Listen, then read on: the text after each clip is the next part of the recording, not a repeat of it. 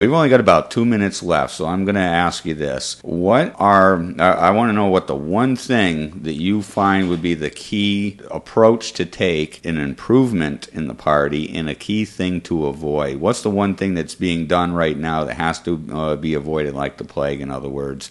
And what do you feel is the most critical item that you would address head on one of your first days in office? We have to avoid tending back or trending back towards this clique mentality. These small group who want to have all the power because they have a precious resource, say money. And we have to pull the party out of that rut where the few leaders in the state tend to mingle with a small group of people, at their parties and at their functions. And if they can't look beyond that, then we're not going to be able to grow this party. This party has to return to its populist roots, and we have to bring the party back to where we have the numbers, where people are energized, and they look at the party and say, okay, well, it's going to offer value to me on these particular issues. It doesn't satisfy me across the board on all the issues, but these very important issues that appeal to me, it's bringing value, and I'm going to be part of the team overall. They should at least feel like they're being listened to and a part of the process, because in many cases, the ones that have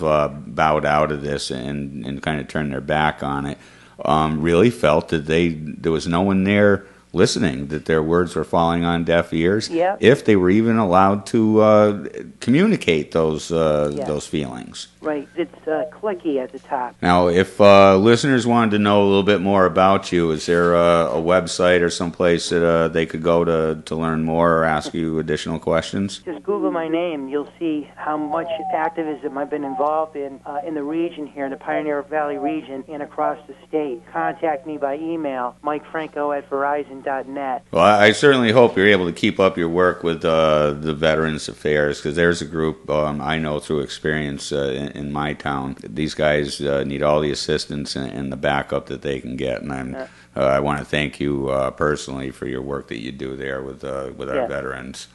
Well, thank you there for those comments as well. And I will. Everything is a tour of duty in life, You work on something for a few years here and then a few years doing something else. That's the way I look at it. We're not in careers like our fathers and grandparents were, where they held the same job for 30, 40 years. Today is much different. Learn to look at what we do in life as a tour of duty. That's the way I perceive it. Excellent. Well, Mike, thank you very much for taking a few minutes out of your day to come in and talk with us.